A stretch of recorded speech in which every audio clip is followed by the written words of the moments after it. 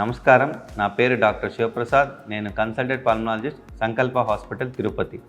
ఈరోజు మనం pleural effusion అనే ఒక ఊపిరితిత్తుల సమస్య గురించి మాట్లాడుకుందాం. ప్లూరల్ ఎఫ్యూషన్ అంటే ఊపిరితిత్తుల్లో నీరు చేరుట, దానికి గల కారణాలు, దానికి గల లక్షణాలు, దాన్ని ఎలా మనం డయాగ్నోస్ చేయాలి, ట్రీట్మెంట్ ఎలా అనే దాని సమస్య గురించి ఈరోజు మనం టాపిక్ డిస్కస్ చేద్దాము. మెయిన్ ప్లూరల్ ఎఫ్యూషన్ అంటే ఊపిరితిత్తుల్లో నీరు చేరడం. దానికి పలు కారణాలు ఉంటాయి. ఒకటి ఊపిరితిత్తుల సమస్య అవ్వచ్చు, లేదా వేరే భాగంలో సమస్య ఉన్న మన ఒంట్లో అక్కడ ఏదైనా కిడ్నీస్ కానీ, లివర్ కానీ, హార్ట్ కానీ ఇలాంటి ప్రాబ్లమ్స్ ఉండి కూడా బాడీలో వాటర్ ఎక్కువై అది లంగ్స్లో కూడా చేరడాన్ని ప్లూరల్ ఎఫ్యూషన్ అంటాం.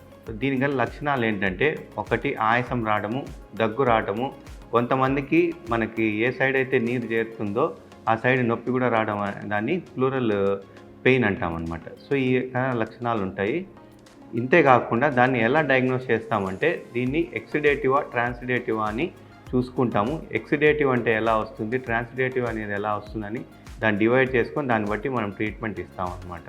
దీని పరంగా ఏంటంటే, మనకి ఏ పక్క అయితే నీరు ఉంటుందో ఆ పక్క ఒక చిన్న సూది లాంటిది పంపించి దాంట్లోంచి నీరు తీసి దాన్ని పరీక్ష చేసి అది దేనివల్ల వచ్చిందని తెలుసుకొని దాన్ని బట్టి ట్రీట్మెంట్ ఇస్తూ ఉంటాం. సో దీనికల కారణాలు ఏంటంటే, ఒకటి హార్ట్ ప్రాబ్లము, హార్ట్ ఫెయిల్యూర్ అయినా, లివర్ ఫెయిల్యూర్ అయినా, అంటే కిడ్నీ ప్రాబ్లమ్స్ ఉంటే దాన్ని ఎక్సిడేటివ్ ఎఫ్యూషన్ ఉంటాము. దాంట్లో మనకి ఈజీగా నీరులో తెలిసిపోతుంది అన్నమాట.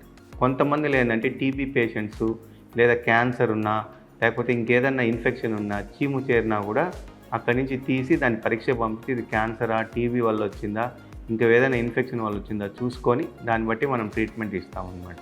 దీనివల్ల ట్రీట్మెంట్ ఏమంటే, దేనివల్ల అయితే వచ్చిందో దాన్ని బట్టి, ఇప్పుడు టీబీ అయితే మనం మెడిసిన్స్ పెట్టడము, క్యాన్సర్ అయితే దాన్ని మళ్ళీ టెస్టింగ్ చేయడము, చీము ఉంటే దానికి ట్యూబ్లు వేయడం లాంటివి చేస్తూ ఉంటాం.